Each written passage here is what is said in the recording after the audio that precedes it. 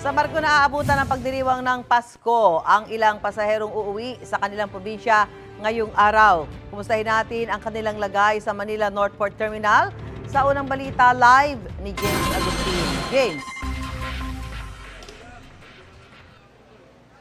Susan, good morning. Tuloy-tuloy lamang yung pagdating ng mga pasahero ngayong umaga dito sa Manila Northport Passenger Terminal. Yung ibang mga pasahero nga kapon pa narito at dito na nagpalipas sa magdamag para hindi raw ma-late sa kanilang biyahe. Sa barko na abutan ng pagdiriwang ng Pasko yung ilang pasahero tulad halimbawa yung pauwi sa Cagayan de Oro. Ayos lang daw sabi ng mga nakausap naming pasahero dahil ang mahalaga ay makasama na nila kanilang mga mahal sa buhay ngayong holiday season. Susulitin na lang daw nila ang bakasyon hanggang sa bagong taon. Ang Philippine Ports Authority naka-heightened alert sa lahat ng pantalan sa buong bansa. Ipinatutupad din ang full manpower at no-leave policy para sa mga empleyadong nasa frontline.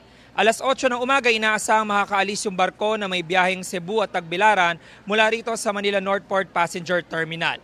Samantala, Susan, dito nakikita nyo itong sitwasyon dito sa concourse area nitong Manila Northport Passenger Terminal. Karamihan po dun sa mga pasahero dito, yung mamayang alas 2:30 pa yung biyahe na patungo sa area ng Bacolod, Iloilo at Cagayan de Oro. Yan muna ilitas mula po dito sa lungsod ng Maynila. Ako po si James Agustin para sa GMA Integrated News.